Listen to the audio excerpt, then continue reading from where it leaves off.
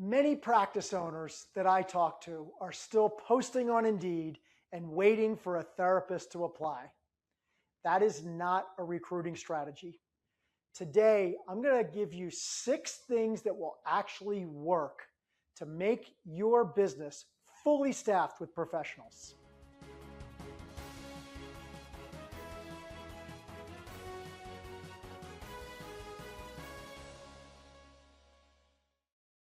Hey everybody, I'm Paul Martin, founder and president of Martin Healthcare Advisors.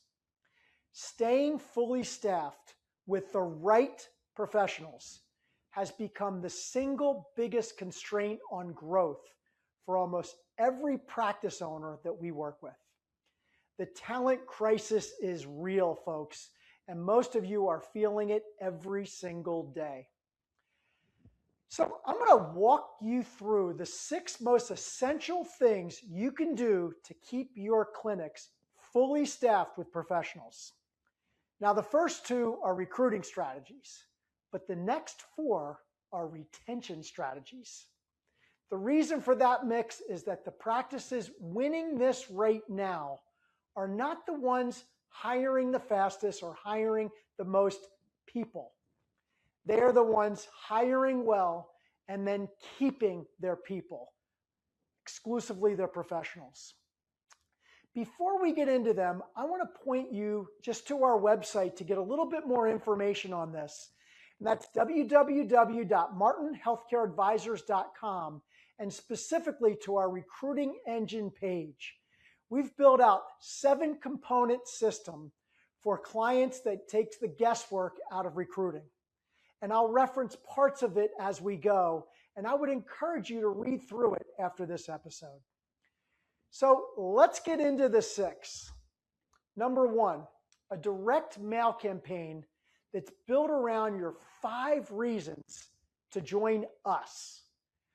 This is, in my opinion, the most underused recruiting tool in our industry today, and it is also one of the most effective. And here's why. Every physical therapist out there in your market is getting hit constantly through email, through LinkedIn, through recruiter calls. Their digital inbox is full and they are tuning most of it out. Their physical mailbox, on the other hand, is typically empty, and you know that with young people. So a well-designed, multi-touch direct mail campaign cuts through in a way that digital cannot match right now. And what you send is obviously just as important as the fact that you are sending it. Every campaign we build for our clients start with this, what we call your 5 reasons to join us, whatever physical therapy it may be. These are the 5 things that make your practice a place a therapist would actually want to spend the rest of their career in. These aren't generic, not the same talking points everybody else is using, but the real reasons. Some examples: your mentorship program.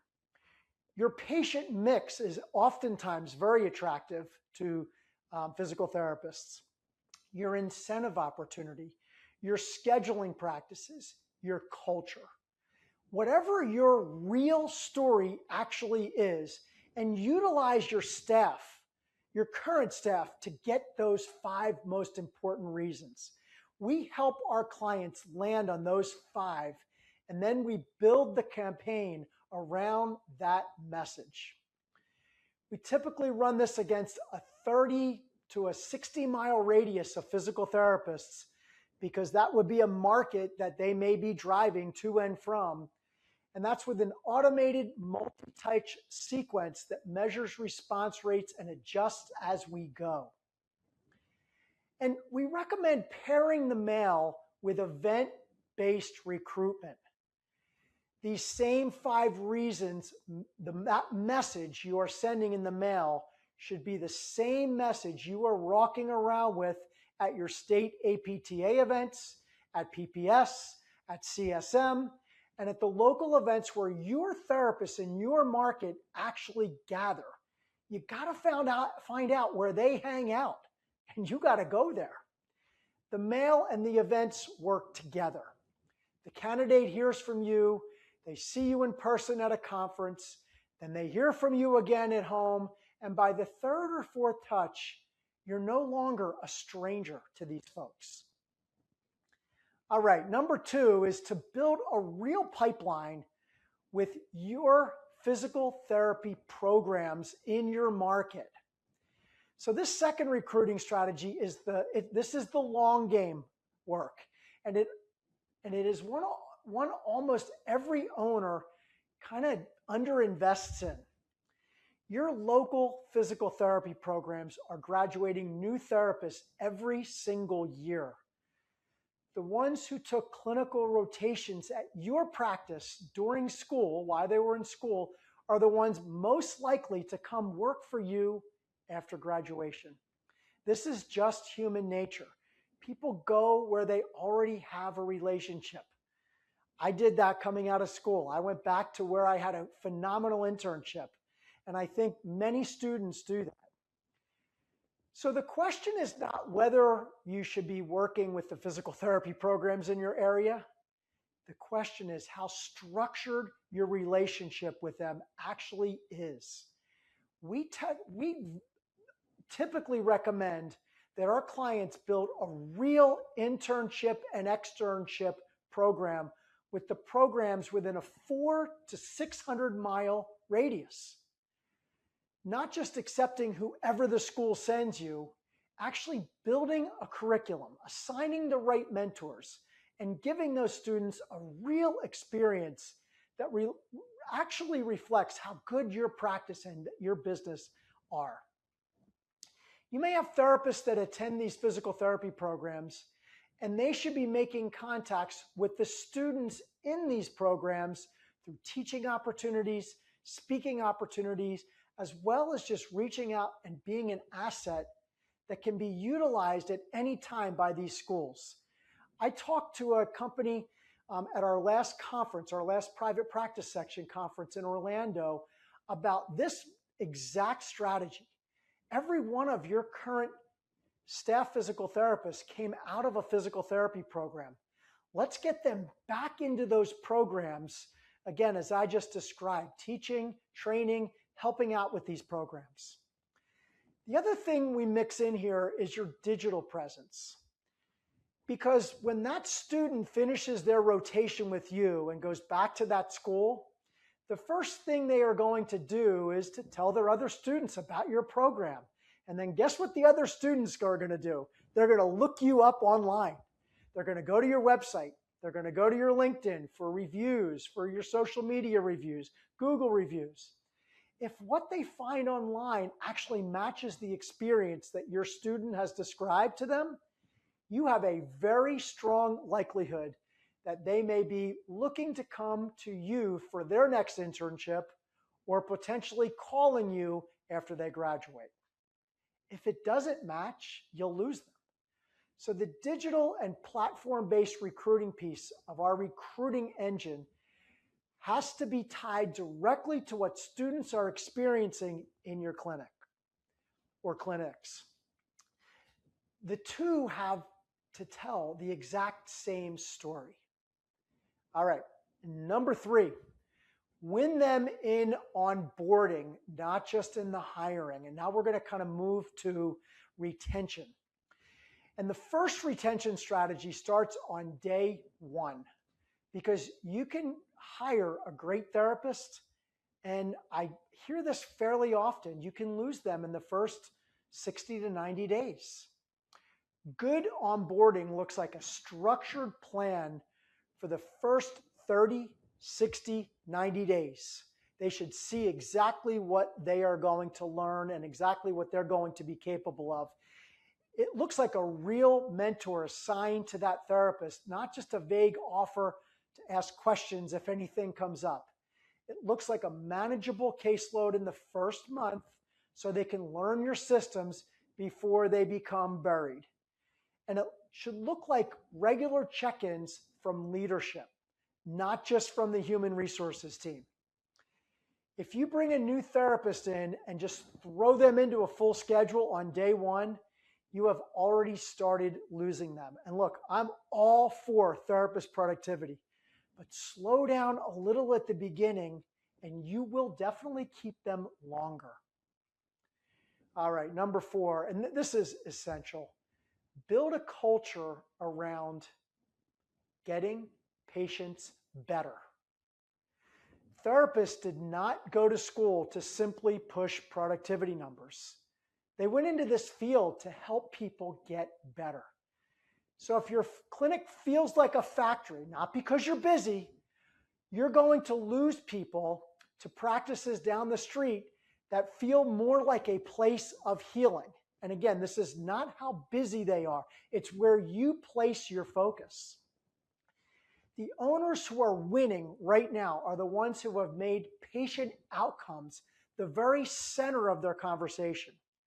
They talk about it in team meetings. They celebrate it. They share patient stories. They give their clinicians the time they need to actually do good work. That doesn't mean we have clinicians doing and taking as much time as they need or want. It still is within a program, but we are constantly measuring those outcomes. That kind of a culture does 2 things. 1, it keeps your current team engaged, and it becomes the reason new candidates will choose you. Again, this does not mean that you do not set standards for levels of productivity in your practice. It simply means that you lead with patient outcomes.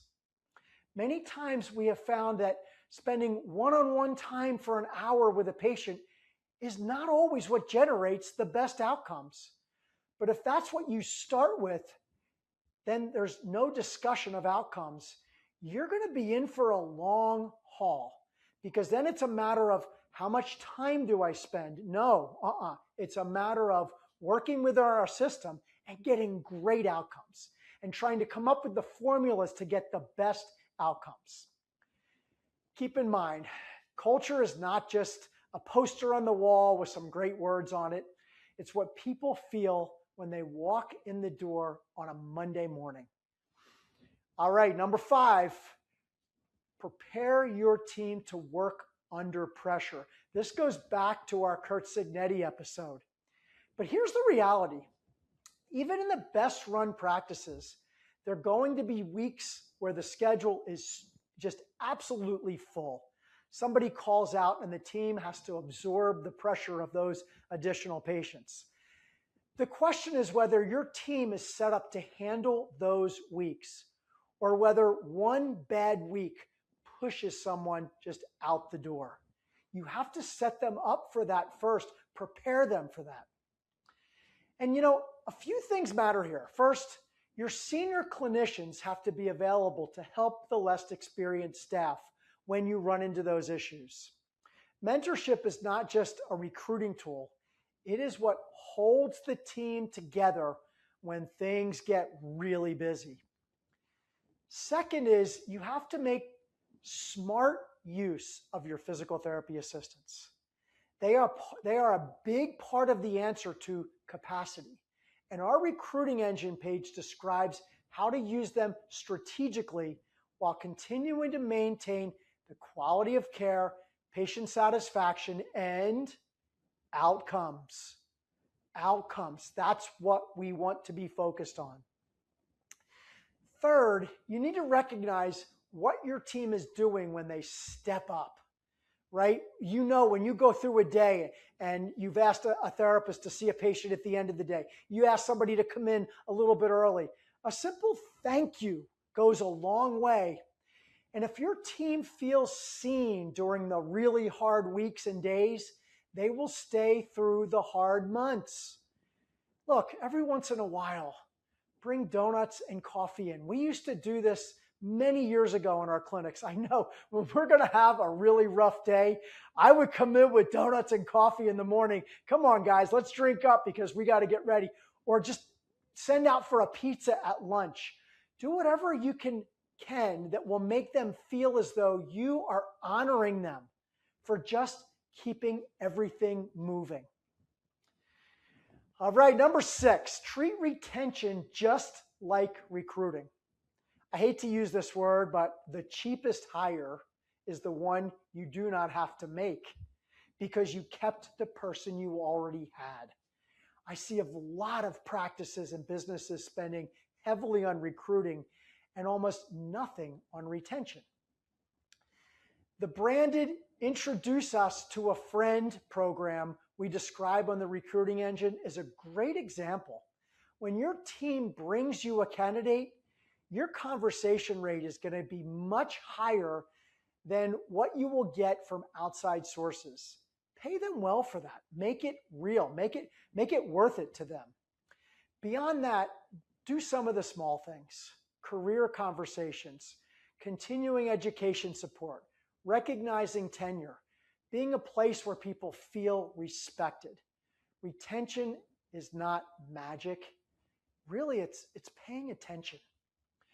So these are the 6. A direct mail campaign built around your 5 reasons to join us, a real pipeline with your local physical therapy programs, winning them in onboarding, building a culture around getting patients better outcomes, preparing your team to work under pressure, and treating retention even more so like recruiting. And if you put these 6 in place and stay with them, you will be in a much stronger position than almost every competitor in your local market. If you want to see how the full recruiting engine works, head over to our website and look at our recruiting engine page.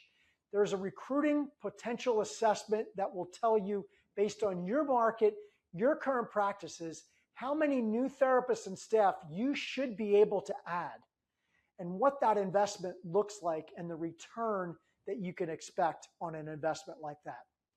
Hey, I appreciate everybody. This is a tough subject, but thank you for joining us today. And if you have any questions or would like to chat about anything that I've discussed today, just click below and let's talk. Thank you for joining me today, and I look forward to seeing you in the very near future.